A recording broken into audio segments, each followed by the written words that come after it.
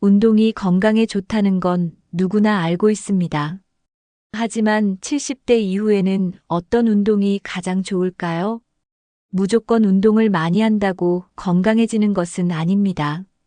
오히려 잘못된 운동은 관절을 망가뜨리고 부상을 초래할 수도 있습니다.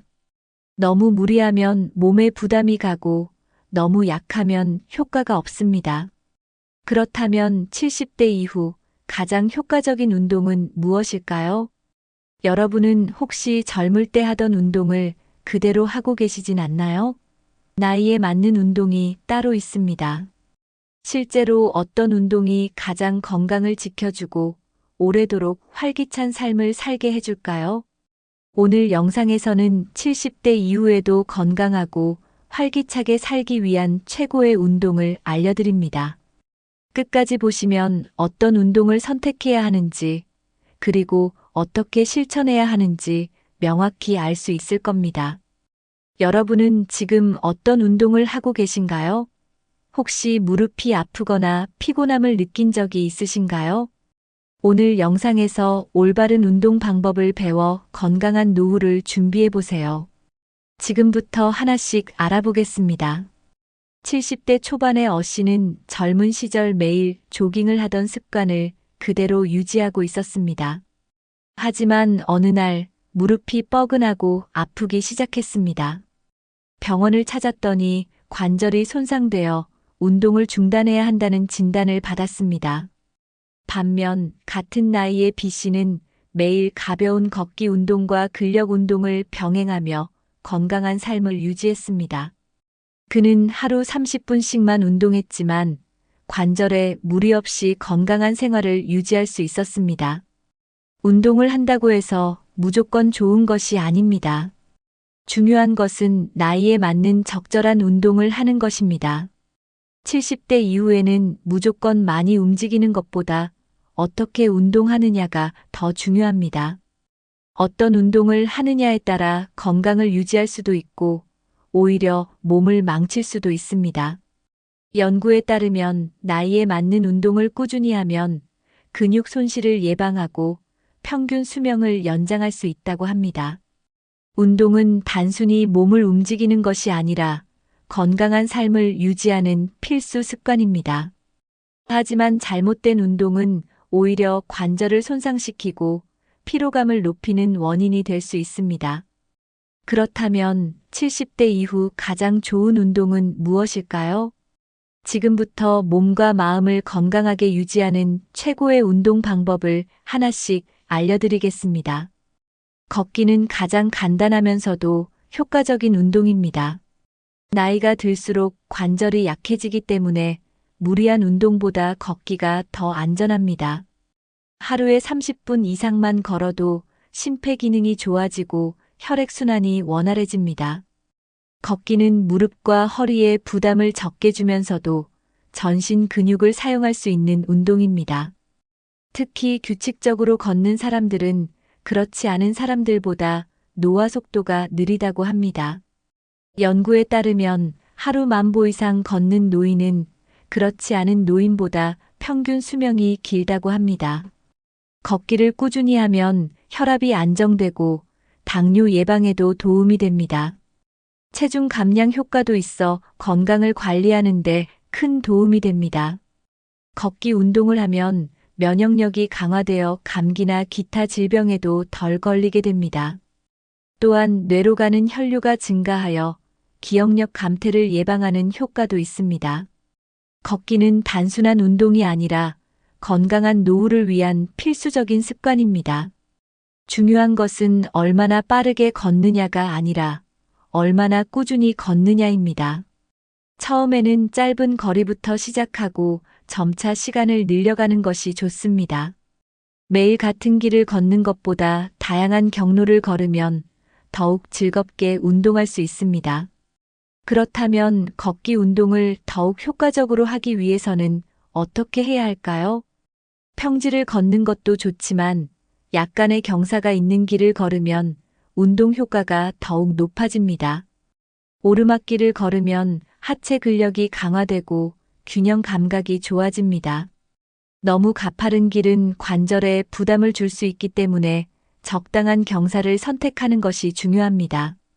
경사진 길을 걸으면 심박수가 적절히 상승하여 심폐 건강에도 도움이 됩니다. 평지만 걷는 것보다 다양한 지형을 걸으면 몸이 더 다양한 자극을 받게 됩니다.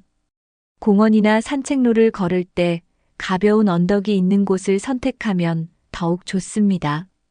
경사진 길을 걸으면 자연스럽게 보폭이 넓어지고 걸음걸이가 안정됩니다.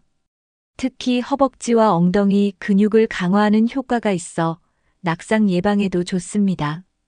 경사가 있는 길을 오를 때는 허리를 곧게 펴고 천천히 걷는 것이 중요합니다. 내려올 때는 무릎에 부담이 가지 않도록 천천히 걸어야 합니다. 발 뒤꿈치부터 땅에 닿게 걷는 것이 무릎 보호에 좋습니다. 한 번에 많은 거리를 걷기보다는 하루에 여러 번 나누어 걷는 것도 좋은 방법입니다. 경사길 걷기를 꾸준히 하면 다리 근육이 탄탄해지고 균형 감각이 향상됩니다. 단, 오르막길을 무리하게 오르면 무릎에 부담이 될 수 있으므로 본인의 체력에 맞게 조절해야 합니다. 그렇다면 걷기 운동을 하기 전에 반드시 해야 할 것은 무엇일까요? 걷기 운동을 하기 전에 스트레칭을 하면 부상을 예방할 수 있습니다. 근육이 긴장된 상태에서 갑자기 걸으면 관절에 무리가 갈 수 있습니다. 가볍게 다리를 흔들어 주거나 허리를 돌려주는 것만으로도 충분한 준비 운동이 됩니다. 발목을 돌려주고 허벅지와 종아리를 가볍게 늘려주면 더욱 좋습니다. 스트레칭은 근육을 부드럽게 만들어주어 걷는 동안 몸이 더 가볍게 느껴집니다. 운동 후에도 마무리 스트레칭을 하면 피로를 덜 느낄 수 있습니다. 특히 무릎이나 발목이 약한 분들은 반드시 준비 운동을 하는 것이 좋습니다. 갑작스럽게 운동을 하면 근육이 놀라서 통증이 생길 수 있습니다. 스트레칭을 하면 혈액순환이 원활해져 걷기 운동의 효과가 더욱 높아집니다. 준비 운동을 한 후 걷기를 시작하면 발걸음이 더 가벼워지고 피로도가 줄어듭니다. 운동 후에는 다리를 높이 올려 혈액순환을 돕는 것도 좋습니다. 근육을 천천히 풀어주는 동작을 하면 운동 후 통증을 예방할 수 있습니다. 꾸준한 스트레칭은 유연성을 증가시키고 부상의 위험을 줄이는데 큰 도움이 됩니다. 단순한 걷기도 올바르게 하면 더 큰 효과를 볼 수 있습니다. 그렇다면 걷기만으로 충분할까요? 근력 운동은 왜 중요한지 알아보겠습니다. 나이가 들수록 자연스럽게 근육량이 줄어들게 됩니다. 특히 다리 근육이 약해지면 균형을 잡기가 어려워 넘어질 위험이 커집니다. 낙상은 노년기의 가장 위험한 사고 중 하나이며 골절로 인해 장기간 병상 생활을 해야 할 수도 있습니다. 근육이 줄어들면 단순히 움직이기 어려운 것이 아니라 신진대사도 느려지고 면역력도 떨어집니다. 연구에 따르면 근육량이 적은 노인은 그렇지 않은 노인보다 사망률이 높다고 합니다. 근력 운동을 꾸준히 하면 뼈도 튼튼해지고 골다공증 예방 효과도 있습니다. 근육이 많으면 에너지 소비가 증가하여 체중 관리에도 도움이 됩니다. 운동을 하지 않으면 근육은 더 빠르게 감소하기 때문에 꾸준한 근력 운동이 필수입니다. 하지만 무리한 웨이트 트레이닝보다는 일상에서 쉽게 할 수 있는 운동을 선택하는 것이 좋습니다. 근력 운동은 꼭 헬스장에서 하는 것이 아니라 집에서도 충분히 가능합니다. 의자에서 앉았다 일어나기, 가벼운 아령 들기, 벽을 이용한 팔굽혀펴기 등이 좋은 예입니다. 중요한 것은 한 번에 많은 운동을 하는 것이 아니라 꾸준히 반복하는 것입니다. 하루 10분에서 20분 정도만 투자해도 근육 감소를 막을 수 있습니다. 근력 운동을 하면 혈당 조절에도 도움이 되어 당뇨 예방 효과도 있습니다. 그렇다면 집에서 쉽게 할 수 있는 근력 운동에는 어떤 것들이 있을까요? 첫 번째 운동은 의자에서 앉았다 일어나기입니다. 의자를 이용한 스쿼트 운동은 허벅지와 엉덩이 근육을 강화하는 데 효과적입니다. 의자에 앉았다가 천천히 일어나기를 반복하면 하체 근력을 기를 수 있습니다. 너무 낮은 의자보다는 약간 높은 의자를 사용하는 것이 좋습니다. 처음에는 10번씩 3세트 정도만 해도 충분한 운동 효과를 볼 수 있습니다. 두 번째 운동은 벽을 이용한 팔굽혀펴기입니다. 벽을 마주보고 손을 어깨 너비로 벌려 벽을 밀었다가 다시 돌아오는 동작을 반복합니다. 일반 팔굽혀펴기보다 부담이 적어 초보자도 쉽게 할 수 있습니다.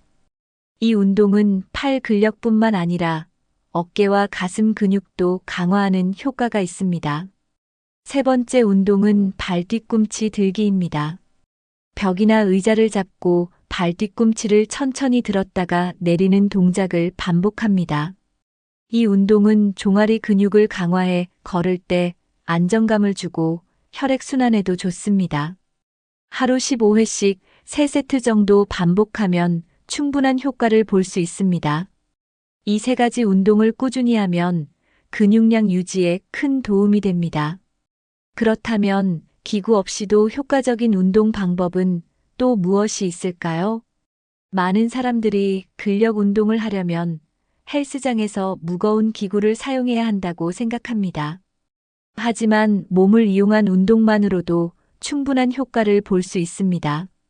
대표적인 운동으로 벽 스쿼트가 있습니다. 벽에 등을 기대고 천천히 앉았다가 일어나는 동작을 반복하면 하체 근육을 강화할 수 있습니다. 또 다른 좋은 운동은 의자 푸시업입니다. 손을 의자에 올리고 천천히 팔굽혀펴기를 하면 상체 근력을 기르는 데 도움이 됩니다.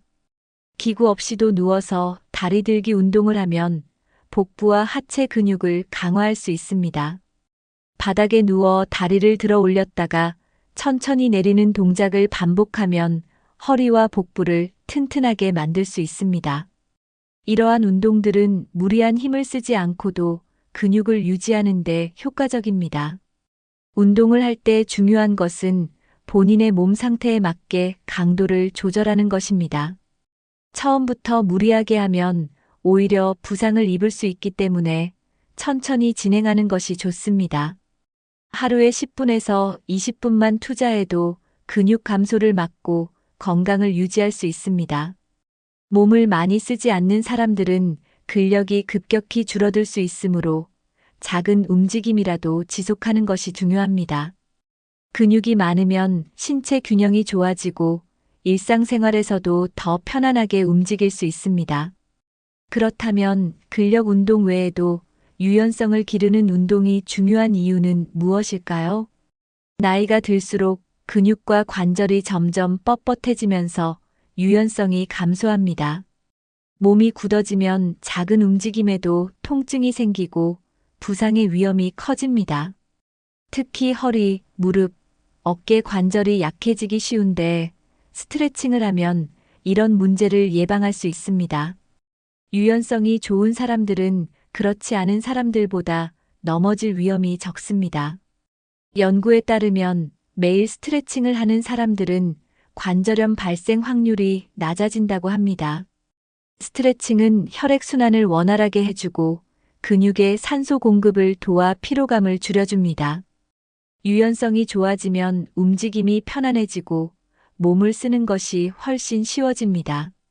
스트레칭을 꾸준히 하면 허리 통증, 어깨 결림, 다리 저림 등의 증상을 완화할 수 있습니다. 운동 전후로 스트레칭을 하면 근육의 긴장을 풀어 부상을 예방할 수 있습니다. 유연성이 좋은 사람들은 작은 충격에도 몸이 더 유연하게 반응하기 때문에 낙상의 위험이 줄어듭니다. 하루 10분 정도만 스트레칭을 해도 몸이 부드러워지고 유연성이 향상됩니다. 유연성이 좋으면 걷기나 근력 운동도 더 효과적으로 할 수 있습니다. 스트레칭은 심리적인 안정감을 주는 효과도 있어 스트레스를 완화하는 데 도움을 줍니다. 그렇다면 하루에 10분만 투자해도 효과를 볼 수 있는 간단한 스트레칭 동작에는 어떤 것이 있을까요? 지금부터 누구나 쉽게 따라 할 수 있는 스트레칭 방법을 알려드리겠습니다. 스트레칭을 하면 몸이 가벼워지고 유연성이 향상됩니다. 하루에 딱 10분만 투자해도 근육이 부드러워지고 통증이 줄어듭니다. 가장 간단한 동작은 목 스트레칭입니다. 천천히 고개를 앞뒤로 움직이고 좌우로 돌려주면 목 근육이 풀립니다. 어깨를 둥글게 돌려주면 어깨 관절이 부드러워지고 혈액순환이 좋아집니다. 허리를 곧게 세우고 상체를 좌우로 가볍게 비틀면 척추 주변 근육이 이완됩니다. 의자에 앉아 다리를 쭉 뻗은 후 발끝을 당겼다가 밀어주면 종아리 근육을 풀어줄 수 있습니다. 바닥에 앉아 다리를 벌리고 천천히 상체를 숙이면 허리와 다리 뒤쪽 근육이 이완됩니다. 팔을 머리 위로 쭉 뻗은 후 천천히 좌우로 기울이면 몸의 긴장이 풀립니다. 이런 간단한 동작만으로도 몸의 긴장을 해소하고 유연성을 높일 수 있습니다. 스트레칭은 갑자기 하지 말고 천천히 부드럽게 진행하는 것이 중요합니다. 반동을 주면서 강하게 스트레칭을 하면 오히려 근육이 다칠 수 있습니다. 꾸준히 하면 몸이 점점 부드러워지고 일상생활에서 움직임이 더 편해집니다. 유연성이 향상되면 앉았다 일어나는 동작도 훨씬 수월해집니다. 그렇다면 스트레칭뿐만 아니라 정신 건강에도 도움이 되는 운동은 무엇이 있을까요? 요가는 단순한 운동이 아니라 몸과 마음을 동시에 건강하게 만드는 활동입니다. 나이가 들수록 불면증이나 스트레스가 많아지는데 요가는 이를 완화하는 데 큰 도움이 됩니다. 연구에 따르면 요가를 꾸준히 하면 수면의 질이 향상되고 스트레스 수치가 감소한다고 합니다. 요가는 호흡을 깊고 천천히 하면서 몸의 긴장을 푸는데 도움을 줍니다. 천천히 몸을 늘려주고 근육을 이완시키는 과정에서 뇌도 안정됩니다. 요가를 하면 신체 균형이 좋아지고 집중력도 높아집니다. 요가는 관절에 무리를 주지 않으면서도 근력과 유연성을 동시에 기를 수 있는 운동입니다. 특히 고양이 자세, 아기 자세, 나무 자세 같은 기본 동작들은 누구나 쉽게 따라 할 수 있습니다. 요가는 천천히 진행되기 때문에 관절에 부담이 가지 않고 몸 전체의 순환을 돕습니다. 요가를 하면서 깊은 호흡을 하면 심신의 안정을 찾을 수 있습니다. 불면증이 있는 사람들은 요가를 하기 전 가벼운 명상을 하면 숙면에 도움이 됩니다. 요가는 단순한 유연성 운동이 아니라 몸과 마음을 조화롭게 만들어주는 운동입니다. 하루에 단 10분만 요가를 해도 혈액순환이 좋아지고 근육의 긴장이 완화됩니다. 요가는 특별한 기구 없이도 집에서 할 수 있기 때문에 누구에게나 적합한 운동입니다. 그렇다면 유연성과 함께 심폐 건강을 지키기 위한 운동에는 어떤 것이 있을까요? 유산소 운동은 심장과 폐 건강을 유지하는 데 필수적입니다. 나이가 들수록 심폐 기능이 약해질 수 있기 때문에 가벼운 유산소 운동을 꾸준히 해야 합니다. 가장 쉬운 유산소 운동은 빠르게 걷기입니다. 일반 걷기보다 조금 빠르게 걸으면 심박수가 올라가고 혈액순환이 좋아집니다. 빠르게 걷기는 무릎에 부담을 덜 주면서도 효과적으로 심폐 기능을 향상시킵니다. 실내 자전거 타기도 좋은 유산소 운동 중 하나입니다. 자전거 운동은 관절에 무리를 주지 않으면서도 하체 근력을 키우는데 효과적입니다. 특히 실내에서 할 수 있어 날씨에 상관없이 꾸준히 운동할 수 있다는 장점이 있습니다. 수영도 관절에 부담을 적게 주면서 심폐 건강을 강화하는 운동입니다. 물속에서 움직이면 몸 전체를 골고루 사용하게 되어 유산소 효과가 극대화됩니다. 수영은 근력 운동과 유산소 운동을 동시에 할 수 있는 최고의 운동 중 하나입니다. 빠르게 걷기, 실내 자전거, 수영을 번갈아 가며 하면 지루하지 않고 지속할 수 있습니다.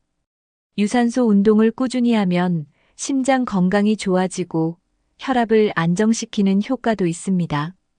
하지만 너무 강한 운동은 오히려 몸에 부담을 줄 수 있습니다. 그렇다면 노년기에 적절한 유산소 운동 강도는 어느 정도일까요? 심장은 우리 몸에서 가장 중요한 기관 중 하나입니다. 심장이 튼튼해야 혈액이 원활하게 순환되고 전신 건강이 유지됩니다.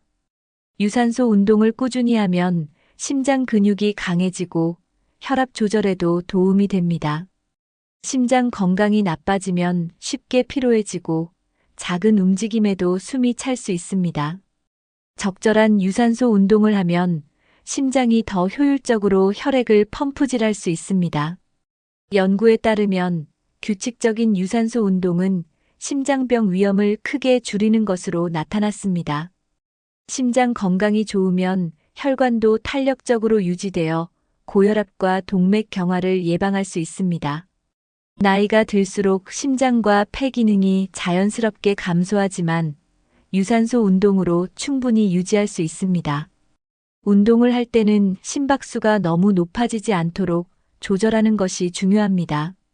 가벼운 운동부터 시작해 점진적으로 강도를 올리는 것이 좋습니다. 운동 중 숨이 찰 정도가 아니라 가벼운 대화를 나눌 수 있을 정도의 강도가 적당합니다. 심장이 너무 빨리 뛰거나 불편함을 느낀다면 즉시 운동을 멈추고 휴식을 취해야 합니다. 유산소 운동을 규칙적으로 하면 혈당 조절에도 도움이 되어 당뇨 예방 효과도 있습니다. 특히 식후 30분 후 가벼운 산책을 하면 혈당이 안정적으로 유지됩니다. 그렇다면 유산소 운동을 할 때 주의해야 할 점은 무엇일까요? 나이가 들수록 무리한 유산소 운동은 오히려 건강을 해칠 수 있습니다. 너무 강한 운동을 하면 심장이 부담을 느끼고 관절에도 무리가 갈 수 있습니다. 특히 갑자기 격렬한 운동을 하면 혈압이 급격히 올라갈 수 있어 위험합니다. 운동 후 피로감이 심하거나 어지럼증이 있다면 운동 강도를 줄여야 합니다. 유산소 운동은 강도가 아니라 지속성이 더 중요합니다. 하루에 20분에서 30분 정도 가볍게 운동하는 것이 가장 효과적입니다. 너무 빠른 속도로 걷거나 심장이 심하게 뛰는 정도의 운동은 피하는 것이 좋습니다. 오랜 시간 운동하는 것보다 적절한 강도로 꾸준히 하는 것이 더 중요합니다. 운동 중 물을 충분히 마셔서 탈수를 방지하는 것도 필요합니다. 날씨가 너무 더운 날이나 추운 날에는 실내에서 가벼운 운동을 하는 것이 좋습니다. 아침에 기온이 낮을 때 걷기를 하면 심혈관 건강에도 도움이 됩니다. 운동 전후로 가벼운 스트레칭을 하면 근육의 피로도를 줄일 수 있습니다.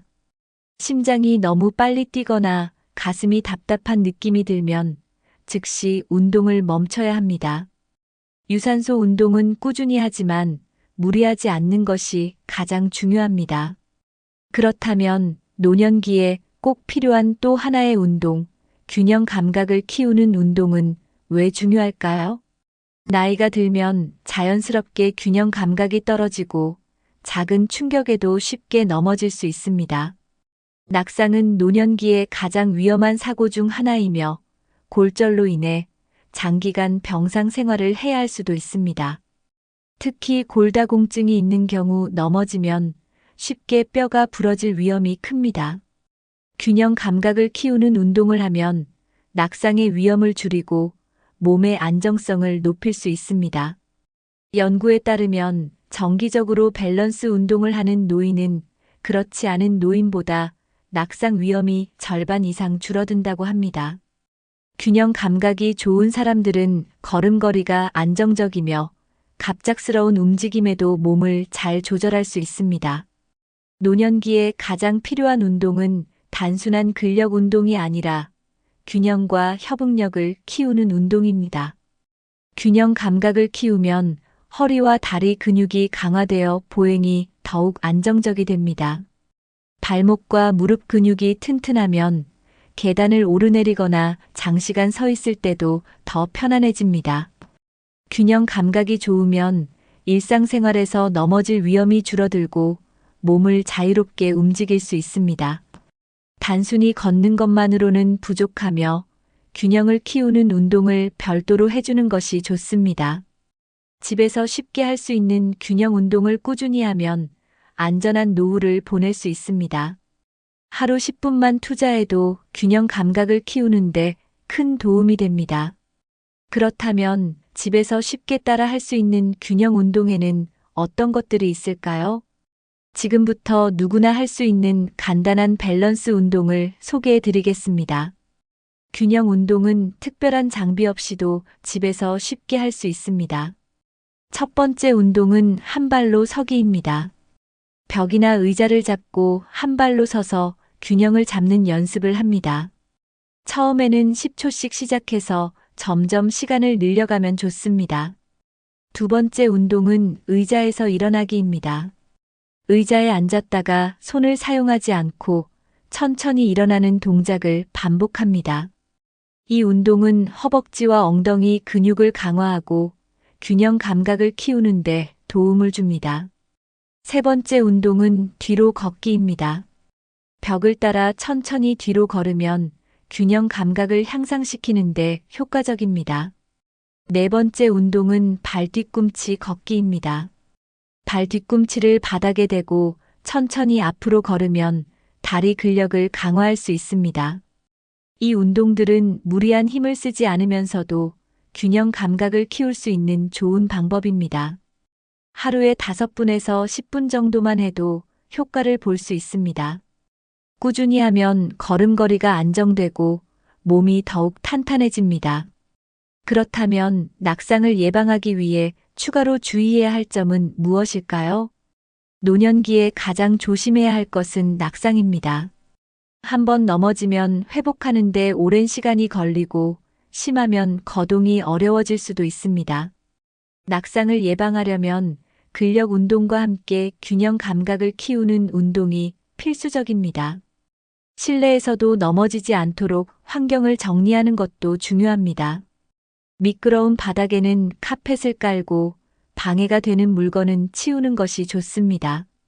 야외에서는 너무 빠르게 걷거나 갑작스럽게 방향을 바꾸는 것을 피해야 합니다.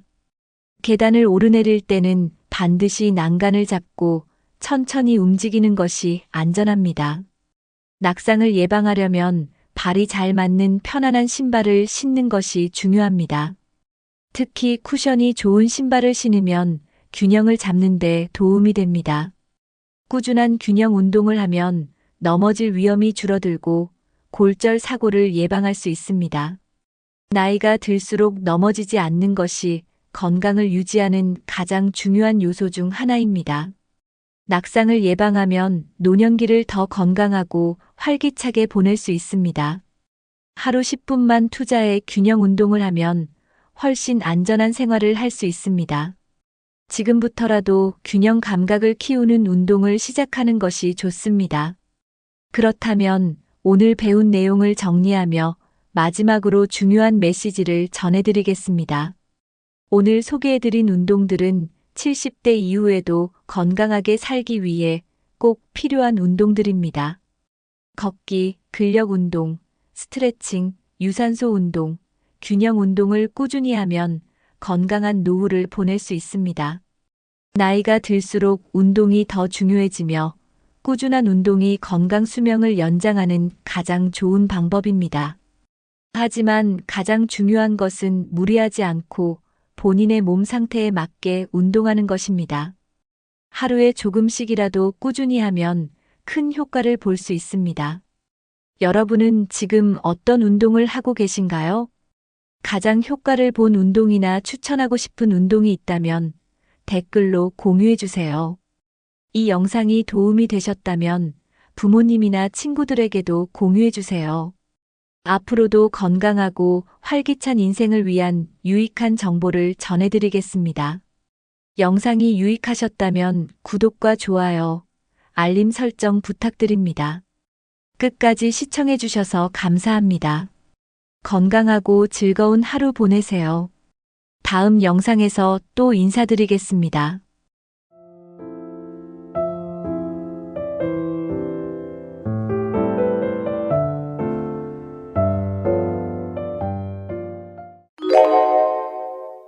여러분, 아침에 눈 뜨자마자 가장 먼저 무엇을 하시나요? 대부분은 아무 생각 없이 벌떡 일어나거나 화장실부터 가지요. 또는 바로 TV를 켜거나 스마트폰을 보기도 합니다. 그런데요, 이런 행동들 중 몇 가지는 정말 위험할 수 있습니다. 특히 일어나자마자 몸이 완전히 깨어나지 않은 상태에서 하는 행동은 심장이나 뇌에 큰 무리를 줄 수 있어요. 실제로 아침 시간대에 심장마비나 뇌졸중이 많이 발생하는 이유도 바로 여기에 있습니다. 나도 모르게 반복하던 습관이 건강을 망치고 있었던 겁니다. 자칫 잘못하면 낙상 사고는 물론 생명을 위협하는 일이 생길 수도 있습니다. 그래서 오늘은 기상 직후 절대 하지 말아야 할 6가지 행동을 알려드리겠습니다. 이 영상 끝까지 보시면 아침마다 어떤 루틴을 바꿔야 할지 분명히 알게 되실 거예요. 바꾸는 건 어렵지 않습니다. 단 몇 분만 주의하면 하루 전체가 달라집니다. 자, 지금부터 하나씩 알려드릴게요. 절대 놓치지 마세요. 아침에 눈을 뜨자마자 갑자기 일어나면 혈압이 급격히 변합니다. 특히 밤새 누워있던 상태에서 자세를 갑자기 바꾸면 혈류가 머리까지 잘 올라가지 않아요. 이럴 때 어지럼증이 생기기 쉬우며 심하면 기절하는 경우도 있습니다. 중장년층은 혈관이 탄력성을 잃기 시작해서 더 위험할 수 있어요. 기상 직후에는 심장도 아직 느리게 뛰고 있어서 혈액순환이 원활하지 않아요. 특히 고혈압이나 심장 질환이 있다면 이런 변화는 더 큰 부담을 줍니다. 갑작스러운 자세 변화는 심장에 무리를 줘 돌연사의 위험도 커집니다. 몸이 아직 깨어나지 않은 상태에서 움직이면 관절도 손상되기 쉬워요. 몸과 뇌의 부담을 줄이는 게 아침 건강의 핵심입니다. 천천히 일어나는 습관이 건강을 지키는 시작입니다. 기립성 저혈압은 앉거나 누운 상태에서 갑자기 일어날 때 혈압이 떨어지는 현상입니다. 특히 아침에는 혈압이 낮은 상태라 위험이 더 커집니다. 이럴 때 어지럽고 눈앞이 깜깜해지거나 구역질이 날 수도 있어요. 잘못하면 중심을 잃고 넘어져서 큰 부상으로 이어질 수 있습니다. 골다공증이 있는 분들은 한 번의 낙상으로 뼈가 부러질 수 있어요. 이 증상은 젊은 사람보단 나이가 많을수록 더 자주 나타납니다. 몸이 아직 준비되지 않은 상태에서 갑자기 서면 위험합니다. 뇌로 가는 혈류가 부족하면 실신도 생길 수 있어요. 이 상태가 반복되면 뇌 건강에도 영향을 줄 수 있습니다. 아침마다 천천히 몸을 일으키는 습관이 필요합니다. 먼저 눈을 뜨고 난 뒤 바로 일어나지 말고 1분 정도 누워 계세요. 천천히 손발을 움직이며 몸에 자극을 주세요. 그 다음에는 몸을 옆으로 돌려서 옆으로 기대듯 일어나는 게 좋아요. 팔을 이용해 상체를 먼저 세운 후 다리를 바닥에 내립니다. 무릎을 굽히고 두 발을 바닥에 붙인 상태에서 잠시 호흡을 가다듬으세요. 이 상태에서 천천히 일어나면 몸의 부담을 줄일 수 있어요. 앉은 상태에서 고개를 살짝 돌려보고 어지럼증이 있는지 확인합니다. 이상 없으면 천천히 일어나 걷기 시작하세요. 처음엔 어색해도 금방 습관이 됩니다. 이 단순한 루틴 하나가 아침을 안전하게 시작하게 도와줍니다. 아침에 일어나자마자 커피부터 찾는 분들 많으시죠? 하지만 빈속에 커피를 마시면 위산이 과도하게 분비됩니다. 이 위산은 위벽을 자극해 속 쓰림이나 위통을 유발할 수 있어요. 특히 위염이나 위궤양이 있는 분들은 증상이 심해질 수 있습니다. 커피 속 카페인은 위 근육을 자극해서 위산이 더 많이 나옵니다. 이 때문에 소화불량이나 더부룩함을 느끼는 경우도 많습니다. 위가 약한 사람은 커피 한 잔으로 하루 종일 속이 불편해질 수 있어요. 장기적으로는 위장 건강을 해치고 식사에도 영향을 줄 수 있습니다. 공복에 커피는 위장을 거칠게 깨우는 셈입니다. 아침 커피는 꼭 뭔가를 먹은 뒤에 마시는 게 안전합니다. 카페인은 심장을 자극하는 성분이라 공복에 마시면 심장이 더 빠르게 뛸 수 있어요. 가슴이 두근거리고 불안감이 올라오는 느낌을 경험하는 분도 많습니다.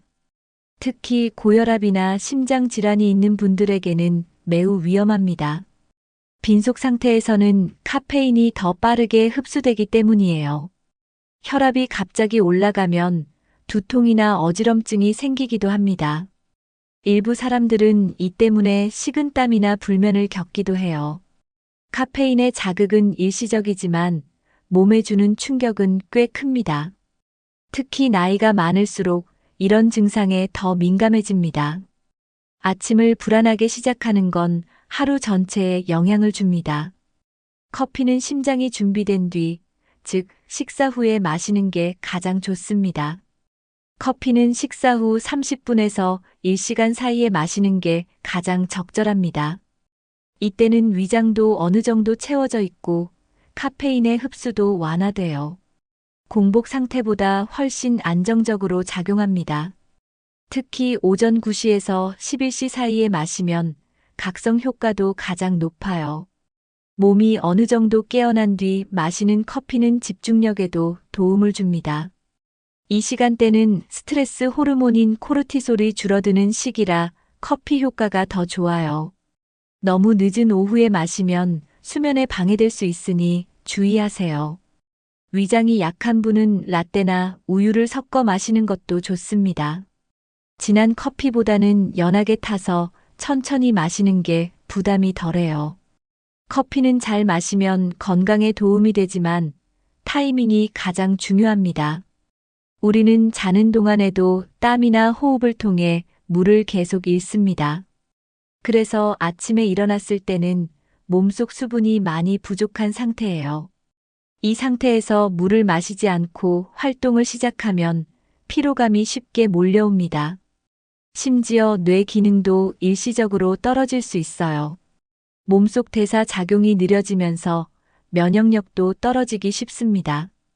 탈수 상태가 지속되면 심장과 신장에도 부담이 됩니다. 특히 아침에 입이 바짝 마르거나 소변색이 진하면 이미 수분 부족 상태일 수 있어요. 수분 부족은 혈액을 끈적하게 만들어 혈전 위험도 높입니다. 이런 상태로 하루를 시작하면 쉽게 피곤하고 기운이 없습니다. 물 한 잔으로 시작하는 아침은 몸에 신호를 보내는 첫걸음이에요. 아침에 물을 마시지 않으면 혈액 농도가 진해져 혈액순환이 원활하지 않아요. 특히 혈액 속 노폐물 농도가 올라가면 피로감이 증가합니다. 심장은 더 세게 뛰어야 하고 혈관에도 압력이 커집니다. 이로 인해 심혈관계 질환의 위험도 올라갑니다. 나이가 많을수록 혈관 탄력이 떨어지기 때문에 더욱 주의가 필요해요. 물이 부족하면 혈액 속 산소 공급도 원활하지 않게 됩니다. 집중력이 떨어지고 머리가 멍한 느낌이 들 수 있어요. 뇌졸중이나 심장마비의 위험 시간대가 아침이라는 것도 이 때문입니다. 그래서 기상 직후 물 한 잔이 혈관 건강에 매우 중요합니다. 하루의 첫 수분 보충은 생명을 지키는 시작입니다. 기상 후 10분 이내에 미지근한 물 한 잔을 천천히 마시는 것이 좋습니다. 너무 찬 물은 위장에 자극이 될 수 있으니 피해주세요. 공복에 마시는 물은 체내 독소를 배출하는 데도 도움을 줍니다. 물을 한꺼번에 들이키지 말고 천천히 나눠 마시는 것이 좋습니다. 몸이 깨어나면서 수분을 흡수할 준비가 되기 때문이에요. 레몬 한 조각을 넣은 물도 상쾌하게 하루를 시작하는데 도움이 됩니다. 커피나 차는 수분 보충이 아니기 때문에 순수한 물이 가장 좋습니다. 물 마신 뒤에 가볍게 몸을 움직이면 대사도 활발해집니다. 특히 변비가 있는 분들은 아침 물 한 잔이 큰 도움이 됩니다. 하루 수분 섭취는 이 첫 잔에서 시작됩니다. 기상 직후 스마트폰 화면을 보면 강한 빛이 눈을 자극합니다. 어두운 방 안에서 밝은 화면을 보면 눈이 깜짝 놀랍니다. 이런 자극은 시신경에 부담을 주고 두통을 유발할 수 있어요. 특히 나이가 들수록 눈의 조절 기능이 약해져 더 큰 영향을 받습니다. 눈의 피로는 시야 흐림이나 눈물 과다로 이어지기도 합니다. 뇌도 갑작스럽게 많은 정보를 받아들여 피곤해질 수 있어요. 아침에는 뇌가 서서히 깨어나야 하는데 스마트폰은 그 과정을 방해합니다. 화면의 빛은 수면 호르몬인 멜라토닌 분비도 방해합니다. 이로 인해 충분히 쉬었는데도 더 피곤한 느낌을 받을 수 있어요. 눈과 뇌 건강을 위해서라도 아침엔 잠시 스마트폰을 멀리 하세요. 스마트폰을 켜면 바로 뉴스나 메시지, 광고들이 쏟아져 들어옵니다. 이런 정보들은 뇌에 긴장감을 주고 스트레스를 유발할 수 있어요. 특히 부정적인 뉴스나 복잡한 일정 알림은 아침부터 마음을 무겁게 만듭니다. 스트레스 호르몬인 코르티솔이 과도하게 분비되면 혈압도 올라갑니다. 이런 상태로 하루를 시작하면 몸과 마음이 쉽게 지칩니다. 뇌가 준비되지 않은 상태에서 자극을 받으면 멍하고 무기력해지기 쉬워요. 오히려 아침부터 불안한 기분이 생기고 집중력도 떨어집니다. 특히 중장년층은 스트레스를 흡수하는 능력이 낮기 때문에 더 영향을 받습니다. 하루를 기분 좋게 시작하려면 조용한 환경을 유지하는 게 중요해요. 아침엔 스마트폰보다 깊은 숨 한 번이 더 필요합니다. 눈을 뜨면 먼저 창문을 열어 자연광을 들이세요. 천천히 일어나서 가볍게 몸을 스트레칭해 보세요. 물 한 잔을 마시며 깊은 숨을 쉬는 것도 좋습니다. 오늘 하루 계획을 조용히 떠올려 보는 것도 마음을 가라앉히는데 도움이 됩니다. 아침 일기를 쓰거나 감사한 일을 한 가지 떠올리는 것도 좋은 습관이에요. 식물에게 물을 주거나 조용한 음악을 들으며 준비하는 시간도 괜찮습니다. 무엇보다 스마트폰은 최소 30분 뒤에 보는 것을 추천드립니다. 뇌가 완전히 깨어난 뒤에 자극을 주는 것이 더 건강해요. 루틴은 반복될수록 편안한 습관이 됩니다. 스마트폰보다 더 좋은 아침의 시작은 바로 나 자신을 돌보는 시간입니다. 어떤 약들은 공복에 복용하면 위장을 심하게 자극할 수 있습니다.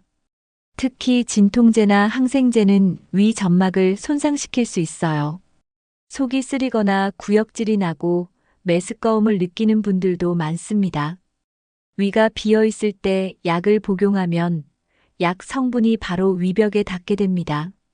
이로 인해 위염이나 위궤양이 악화될 수 있어요. 일부 약은 공복에 먹으면 효과가 약해지기도 합니다. 반대로 너무 강하게 작용해 부작용이 생기는 경우도 있어요. 약을 복용한 후 식사를 하더라도 이미 위는 자극을 받은 상태입니다. 그래서 약 복용 전에는 반드시 복용법을 확인해야 합니다. 위 건강을 위해서라도 약은 공복에 피하는 것이 좋습니다. 모든 약이 같은 시간대에 먹는 건 아닙니다. 어떤 약은 식전, 어떤 약은 식후, 또 어떤 건 자기 전에 복용해야 하죠. 약마다 흡수되는 시간과 방식이 다르기 때문입니다.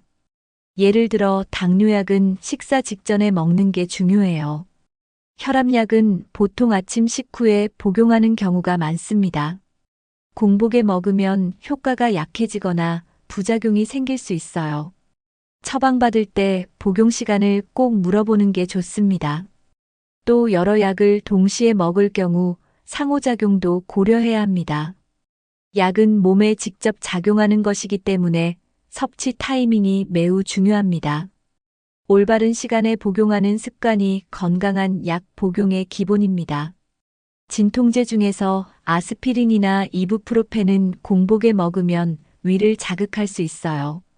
일부 항생제는 구토나 메스꺼움을 유발할 수 있습니다. 철분제도 공복에 먹으면 위장 장애를 일으키기 쉽습니다. 스테로이드 계열의 약물도 위를 상하게 할 수 있어요. 고지혈증 약 중 일부는 공복 복용이 권장되지만 꼭 확인이 필요합니다. 위장약도 종류에 따라 식사 전후가 다르기 때문에 주의해야 합니다. 수면제나 정신과 약물은 식사와 무관하게 정확한 시간 복용이 중요해요. 약은 무조건 공복에 먹는다고 좋은 게 아니에요. 체질이나 건강 상태에 따라 다르게 작용할 수 있으니 복용법은 꼭 확인해야 합니다. 공복 복용이 위험한 약은 의사나 약사에게 꼭 물어보세요. 아침에 찬물로 샤워하면 정신이 번쩍 드는 기분이 들 수 있어요. 하지만 심장과 혈관에는 큰 부담이 됩니다. 갑작스럽게 찬물에 노출되면 혈관이 급격히 수축하게 됩니다. 이로 인해 혈압이 순간적으로 확 올라갈 수 있어요. 특히 고혈압이 있는 분들은 위험합니다. 심장은 급하게 뛰고 호흡도 빨라질 수 있어요. 심장 질환이 있는 분들은 심장마비나 부정맥 위험도 커져요. 특히 추운 계절에는 위험이 더 커집니다. 아침 찬물 샤워는 자극이 아닌 위협이 될 수 있어요. 상쾌함보다는 안전함이 더 중요합니다. 찬물은 교감신경을 급격하게 자극합니다. 이로 인해 심박수가 갑자기 증가하고 혈압이 치솟습니다. 특히 아침은 혈압이 본래 올라가는 시간이기 때문에 더 위험해요. 돌연사의 많은 경우가 바로 아침 시간에 발생합니다. 차가운 자극은 심장의 리듬을 깨뜨릴 수 있어요. 겨울철 찬물 샤워는 심장에 급성 스트레스를 줍니다. 기저질환이 있는 분들은 더 치명적일 수 있어요. 순간적인 자극이 심각한 결과로 이어질 수 있는 겁니다. 건강을 위해 하는 샤워가 오히려 위험을 키울 수 있어요. 아침에 찬물 샤워는 절대 피해야 합니다. 아침 샤워는 미지근한 온도로 천천히 시작하는 것이 가장 좋습니다. 물 온도는 체온보다 약간 따뜻한 정도가 적당합니다. 몸을 천천히 적시면서 심장에 자극이 가지 않게 해야 해요. 가슴부터 물을 붓기보단 손과 발부터 천천히 적시는 게 안전합니다. 샤워 시간은 보통 5분에서 10분 이내가 적당해요. 너무 오래 샤워하면 오히려 피로감이 생길 수 있습니다. 샤워 후엔 수건으로 바로 물기를 닦고 체온을 유지하세요. 욕실 안이 너무 춥지 않도록 미리 온도를 확인하는 것도 중요합니다. 샤워는 상쾌함보다는 안정된 하루 시작을 위한 준비 과정입니다. 몸을 깨우는 샤워, 올바른 온도와 방법으로 시작해 보세요. 오늘 알려드린 아침 기상 직후 절대 하지 말아야 할 6가지. 혹시 평소에 아무렇지 않게 하고 계셨던 건 없으셨나요? 잠깐의 습관이 심장과 뇌, 그리고 전신 건강에 큰 영향을 줄 수 있습니다. 특히 중장년층 이후에는 아침 행동 하나하나가 몸의 컨디션을 결정짓습니다. 갑자기 일어나지 않기, 공복에 커피 안 마시기, 스마트폰 멀리하기, 그리고 물 한 잔 챙기기, 약은 정확히 먹기, 찬물 샤워는 피하기. 이 6가지만 실천해도 하루가 달라지고 건강도 지킬 수 있습니다. 하루는 아침으로 시작됩니다. 좋은 아침 습관은 곧 긴 건강의 시작입니다. 오늘 영상 보시고 나는 어떤 습관을 꼭 고쳐야겠다 느끼셨나요? 댓글로 여러분의 아침 루틴을 공유해 주시면 다른 분들에게도 큰 도움이 됩니다. 이 영상이 도움이 되셨다면 좋아요와 구독, 그리고 주변 분들과의 공유도 꼭 부탁드립니다. 내일 아침, 오늘 배운 것부터 하나씩 실천해 보세요. 몸이 먼저 달라졌다고 말해줄 겁니다.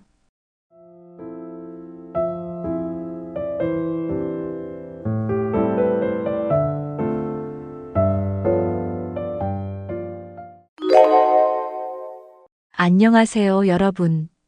나이가 들수록 건강 관리의 중요성은 더욱 커지죠. 특히 우리 몸에는 우리가 평소 간과하기 쉬운 비밀 부위들이 있습니다. 이 부위들을 매일 단 5분만 관리하면 건강한 노후를 보낼 수 있다고 하는데요. 오늘은 80대 현역 의사가 직접 실천하고 추천하는 건강 비밀 부위 6곳과 그 관리법에 대해 알아보겠습니다. 나이가 들면 자연스럽게 기억력과 집중력이 저하됩니다. 이는 뇌의 신경세포 수가 감소하고 기능이 저하되기 때문입니다. 하지만 뇌는 사용하면 할수록 그 기능을 유지하고 강화할 수 있습니다. 매일 새로운 정보를 접하거나 문제를 해결하는 활동이 도움이 됩니다. 예를 들어 퍼즐을 풀거나 새로운 언어를 배우는 것이 좋습니다. 이러한 활동은 뇌의 신경 연결을 촉진하고 인지 능력을 향상시킵니다. 또한 독서나 글쓰기를 통해 사고력을 지속적으로 자극할 수 있습니다. 음악을 듣거나 악기를 연주하는 것도 뇌 활성화에 도움이 됩니다. 중요한 것은 꾸준히 뇌를 자극하는 활동을 이어가는 것입니다. 이를 통해 노년기에도 건강한 뇌 기능을 유지할 수 있습니다. 아침에 일어나서 간단한 뇌 운동을 하는 것이 좋습니다. 먼저 깊게 숨을 들이마시고 내쉬는 호흡 운동을 1분간 합니다. 그런 다음 손가락을 이용해 두피를 부드럽게 마사지합니다. 이마에서부터 뒤쪽으로 이동하며 두피 전체를 자극합니다. 이어서 눈을 감고 어제 있었던 일을 떠올려 봅니다. 그 후 오늘 해야 할 일들을 머릿속으로 정리합니다. 간단한 산수 문제를 풀어보는 것도 뇌를 자극하는 데 도움이 됩니다. 예를 들어 7에서 100까지 거꾸로 세어보는 것입니다. 마지막으로 긍정적인 확언을 스스로에게 말하며 하루를 시작합니다. 이러한 루틴은 뇌를 활성화하고 하루를 활기차게 시작하는 데 도움이 됩니다. 아침에 일어나서 간단한 두뇌 스트레칭을 실천해 보세요. 먼저 눈을 감고 깊게 숨을 들이마시고 내쉽니다. 그런 다음 머리를 천천히 좌우로 돌려 목 근육을 이완시킵니다. 이어서 어깨를 들어 올렸다가 내리는 동작을 5회 반복합니다. 손가락을 깍지 끼고 머리 위로 쭉 뻗어 전신을 늘려줍니다. 그런 다음 손가락을 이용해 이마를 부드럽게 마사지합니다. 눈 주위와 관자놀이도 손끝으로 지그시 눌러줍니다. 귀를 잡고 살짝 당기며 마사지하여 혈액순환을 촉진합니다. 마지막으로 턱을 가볍게 움직이며 얼굴 근육을 이완시킵니다. 이러한 두뇌 스트레칭은 뇌의 혈류를 증가시키고 활력을 불어넣습니다. 발은 우리 몸을 지탱하는 중요한 부위입니다. 나이가 들수록 발의 근육과 인대가 약해질 수 있습니다. 이는 균형 감각을 저하시켜 넘어질 위험을 높입니다. 발의 건강은 전신의 건강과 직결되어 있습니다. 발에 통증이 있으면 걷는 것이 불편해지고 활동량이 줄어듭니다. 활동량 감소는 심혈관 질환 등의 위험을 높일 수 있습니다. 따라서 발의 근육과 인대를 강화하는 것이 중요합니다. 매일 발을 스트레칭하고 마사지하는 습관을 들이세요. 편안한 신발을 선택하여 발에 무리가 가지 않도록 합니다. 정기적으로 발 건강을 체크하고 이상이 있으면 전문의를 찾아가세요. 발 지압은 혈액순환을 촉진하고 피로를 해소하는 데 도움이 됩니다. 먼저 발바닥을 손으로 부드럽게 문질러 줍니다. 그런 다음 엄지손가락을 이용해 발바닥에 움푹 들어간 부분을 눌러줍니다. 발가락을 하나씩 잡고 천천히 돌려 스트레칭합니다. 발가락을 모두 모았다가 펼치는 동작을 10회 반복합니다. 발 뒤꿈치를 바닥에 대고 발가락을 위로 들어 올립니다. 그런 다음 발가락을 바닥에 대고 발 뒤꿈치를 들어 올립니다.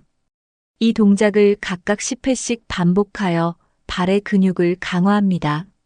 발목을 시계 방향과 반시계 방향으로 각각 5회씩 돌려줍니다. 이러한 발 지압과 발가락 운동은 발의 유연성과 근력을 향상시킵니다. 발바닥은 온몸의 혈액이 마지막으로 도달하는 곳입니다. 그래서 발바닥을 잘 관리하면 혈액순환 전체에 긍정적인 효과를 줍니다. 80대 의사는 아침과 저녁으로 발바닥을 꼭 마사지한다고 말했습니다. 손바닥으로 비벼주거나 지압봉으로 눌러주는 것도 좋은 방법입니다. 특히 발 뒤꿈치와 발가락 아래쪽, 중앙을 집중적으로 관리합니다. 하루 5분만 해도 피로가 풀리고 다리 부종이 줄어듭니다. 족욕을 함께하면 효과가 배가 된다고 강조했습니다. 따뜻한 물에 10분 정도 발을 담그고 마사지하면 혈관이 넓어지고 순환이 원활해집니다. 발은 매일 바닥을 딛는 만큼 손보다 더 자주 관리해줘야 합니다. 발이 가볍고 따뜻해야 온몸이 건강해진다는 사실 꼭 기억하세요. 허리는 온몸의 중심을 잡아주는 기둥 역할을 합니다. 허리가 약해지면 자연스럽게 등이 구부정해지고 자세가 망가집니다. 자세가 무너지면 걸음도 불안정해지고 쉽게 피로를 느끼게 됩니다. 무엇보다 허리 통증이 생기면 걷기, 앉기, 일어나기 모든 동작이 힘들어져요. 노년기 허리 건강은 일상 유지와 독립적인 생활에 가장 중요합니다. 앉아있는 시간이 길거나 운동을 하지 않으면 허리 근육이 빠르게 약해집니다. 척추 주변 근육을 강화하면 통증 예방에도 효과적입니다. 하루 5분만 스트레칭과 가벼운 허리 운동을 해도 큰 도움이 됩니다. 허리를 세우면 자연스럽게 자세도 바르게 잡힙니다.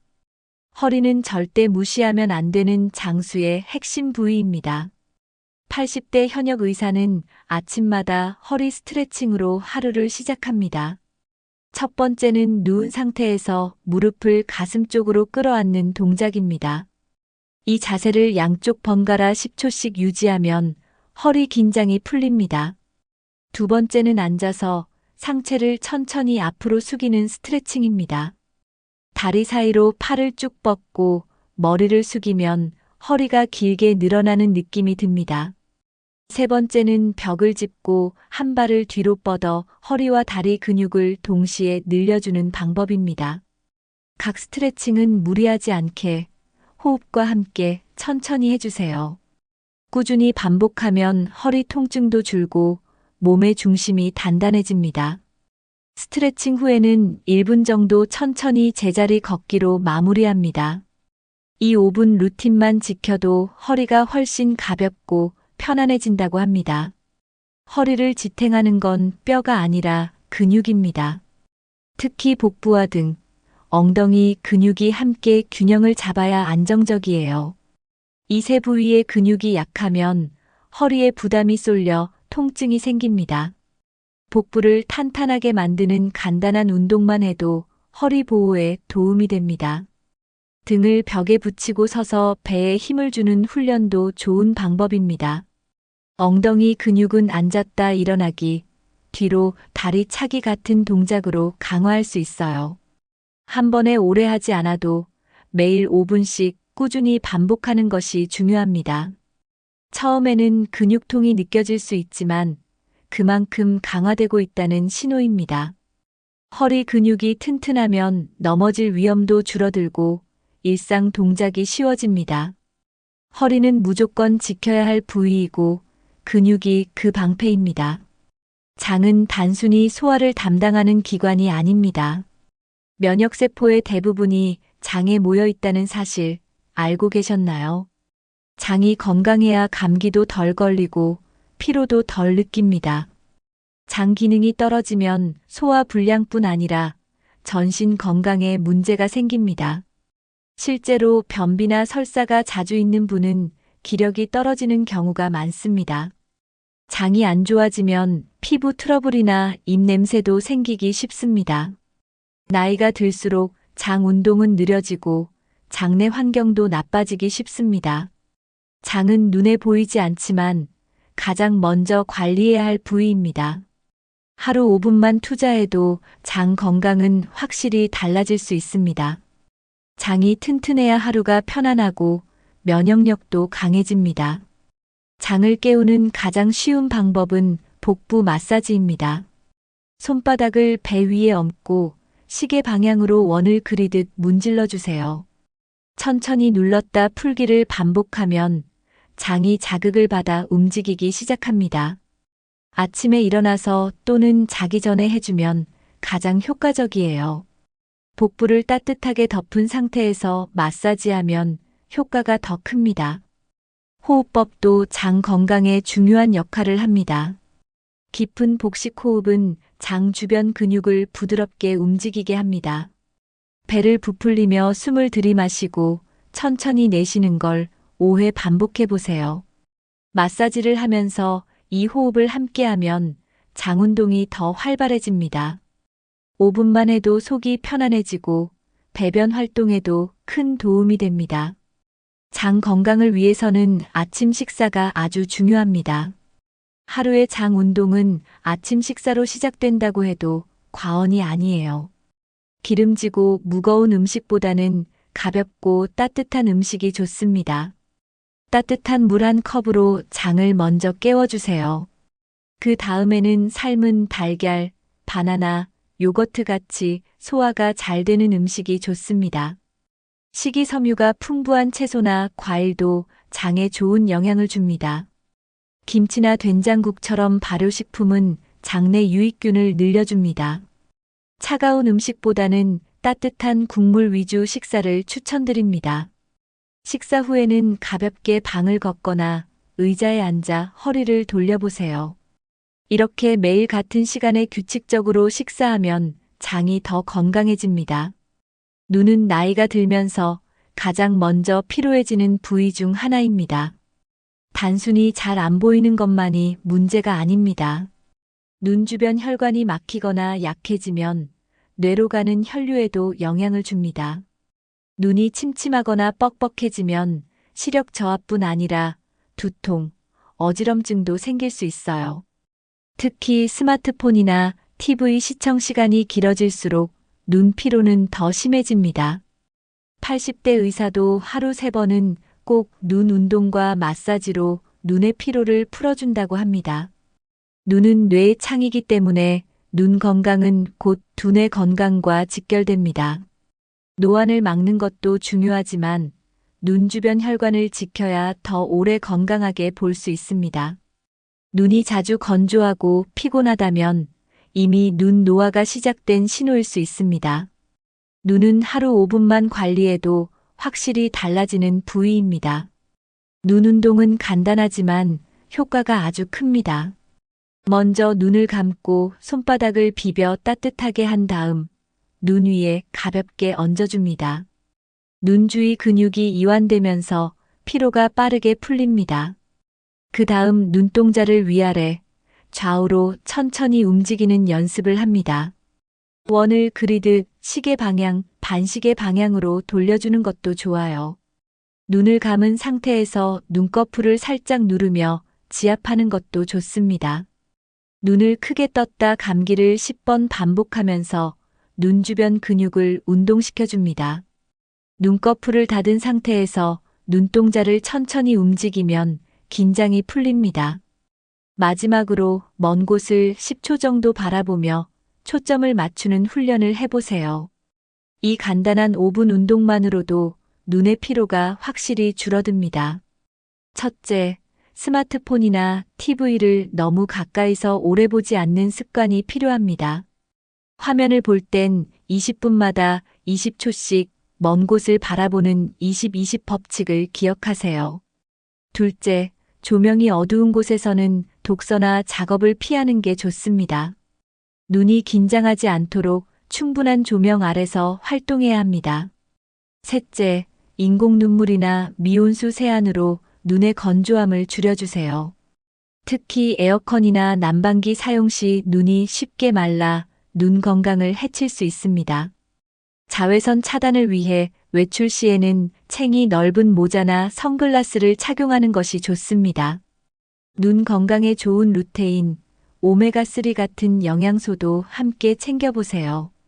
눈이 편안해야 두뇌도 안정되고 일상생활의 질이 달라집니다. 눈은 단순히 시력이 아니라 삶의 질과 직결된 중요한 기관입니다. 손가락은 뇌와 가장 가까운 움직임 센서입니다. 손을 자주 움직이면 뇌 자극이 증가해 인지 기능 유지에 도움이 됩니다. 실제로 손을 자주 쓰는 사람일수록 치매 발병률이 낮다고 알려져 있습니다. 손을 움직일수록 두뇌의 운동 영역도 활발하게 작동합니다. 글쓰기, 수공예, 악기 연주 같은 활동은 뇌 활성화에 매우 효과적입니다. 반대로 손을 거의 쓰지 않으면 두뇌 기능도 빠르게 둔해질 수 있어요. 나이가 들수록 손을 쓰는 작은 습관이 매우 중요해집니다. 젓가락질, 단추 채우기 같은 일상 동작도 뇌에 자극이 됩니다. 손이 굳는 느낌이 든다면 그건 뇌도 느려지고 있다는 신호일 수 있습니다. 손은 단순한 도구가 아니라 뇌 건강을 지키는 가장 가까운 연결고리입니다. 손가락은 하루 5분만 자극해도 뇌와 신경에 좋은 영향을 줄 수 있습니다. 먼저 양손 손가락을 맞잡고 한 손가락씩 천천히 당기며 스트레칭합니다. 엄지부터 새끼손가락까지 차례대로 눌렀다 펴기를 반복해 주세요. 주먹을 꽉 쥐었다가 천천히 펴기를 10회 정도 반복합니다. 손등과 손바닥을 교차로 비벼서 따뜻하게 만들어 주세요. 손바닥 중앙을 지그시 눌러주면 피로가 풀리면서 혈액순환도 좋아집니다.